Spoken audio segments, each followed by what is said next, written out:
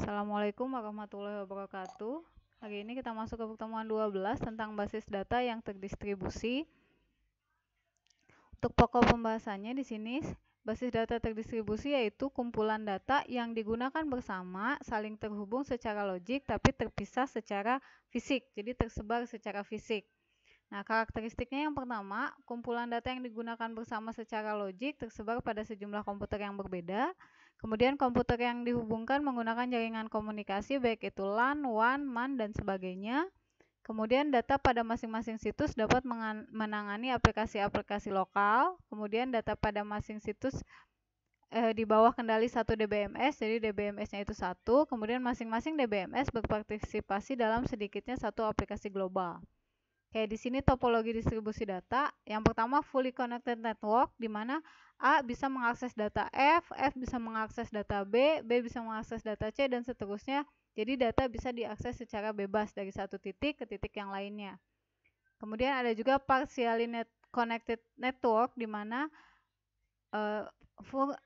data ada di A, kemudian A memberikan akses kepada si B dan si C, tetapi kemudian B memberikan data kepada F bisa langsung mengakses data kepada A.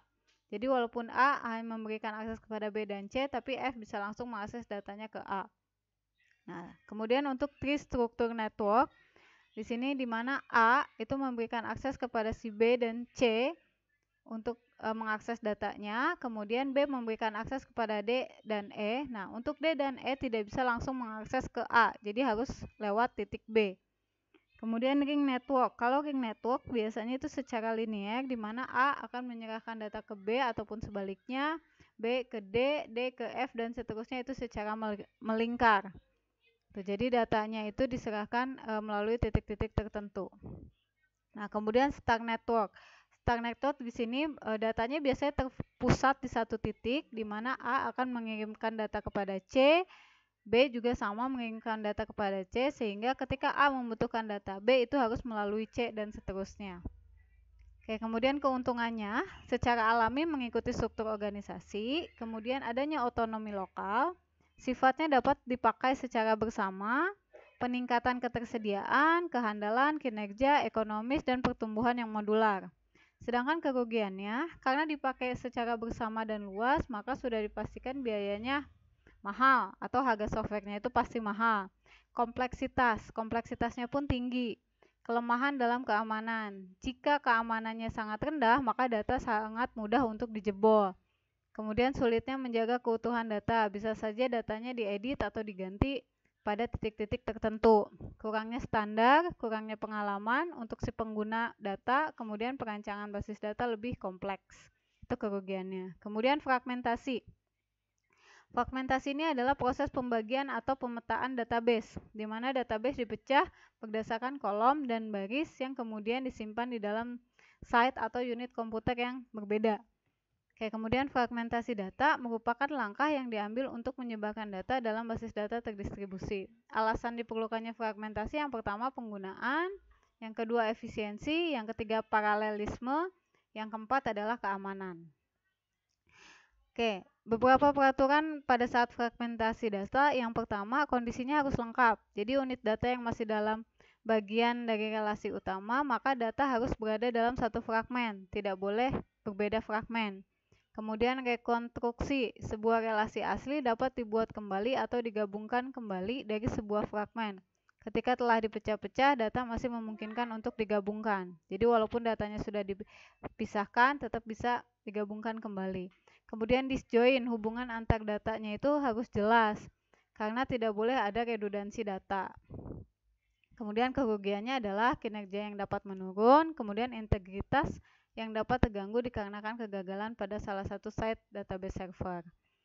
Ada 3 jenis fragmentasi data. Yang pertama secara horizontal, di mana kita bisa menambahkan tuple atau tuple ID dari fragmen global yang kemudian dipecah-pecah, disekat menjadi beberapa subset.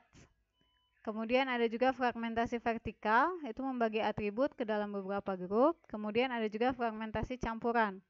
Cara yang sederhana untuk fragmentasi campuran adalah menggunakan fragmentasi horizontal pada vertikal ataupun sebaliknya. Kayak di sini kita akan membuat sebuah tabel ujian di mana isinya adalah atribut NIM, nama, kemudian kode mata kuliah, nilai akhir, dan grade. Kemudian kita bisa tentukan apa saja yang mau kita tampilkan pada si tabel ujian. Misalnya saya hanya ingin menampilkan mata kuliah tertentu, maka berarti berdasarkan tabel yang sudah ada, kita akan memunculkan mata kuliah sistem basis data, maka yang akan ditampilkan hanya mata kuliah sistem basis data. Contohnya seperti ini. Relasi mata kuliah sama dengan sistem basis data, maka yang akan ditampilkan hanya sistem basis data. Ini adalah secara horizontal. Berarti kalau dipisahkan secara horizontal, ada 3 datanya. Yang pertama kode mata kuliah 101 untuk mata kuliah sistem basis data. Yang kedua, itu mata kuliah perancangan sistem. Yang ketiga adalah mata kuliah Visual Basic. Jadi jika dipisahkan secara horizontal, maka dia membagi menjadi 3 data. Oke, kemudian fragmentasi secara vertikal. Fragmen di atas memenuhi kondisi jika nama mahasiswa dan mata kuliah adalah hal-hal yang memenuhi syarat fragmentasi vertikal. Berdasarkan dekomposisinya dengan menambahkan tuple ID. Jadi ditambahkan tuple ID. 1, 2, 3, 4, 5 ada 7 data. Datanya masih sama seperti data yang sebelumnya. Relasi yang pertama, NIM, nama mahasiswa, mata kuliah, nilai akhir, grade, tuple ID. Berarti dia akan menampilkan NIM, nama mahasiswa, mata kuliah, nilai akhir, grade berdasarkan tuple ID di tabel ujian. Kemudian selanjutnya relasi kedua, dia hanya akan menampilkan NIM, kode mata kuliah, nilai akhir, grade, sama tuple ID. Jadi namanya bisa dihilangkan, kemudian mata kuliahnya juga bisa dihilangkan. Hanya memunculkan NIM, kode mata kuliah, nilai akhir, grade, dan tuple ID-nya. Kemudian terdapat relasi berdasarkan mata kuliah yang sama. Relasi 1A, di mana NIM, nama mahasiswa, mata kuliah, nilai akhir, grade, dan tuple ID itu yang akan ditampilkan hanya sistem basis data. Jadi ini adalah campuran antara vertikal dengan horizontal, di mana berdasarkan mata kuliah sistem basis data. Kemudian jadi secara horizontal berdasarkan mata kuliah, maka akan didapatkan 3 data. Kalau secara horizontal misalnya nilai akhir, maka akan didapatkan sesuai dengan syaratnya dan seterusnya. Kemudian di sini adalah relasi 1C di mana NIM, nama mahasiswa, mata kuliahnya adalah Visual Basic. Seperti ini. Jadi menampilkan data berdasarkan menampilkan data dengan menambahkan tuple ID dan berdasarkan mata kuliah yang kita inginkan.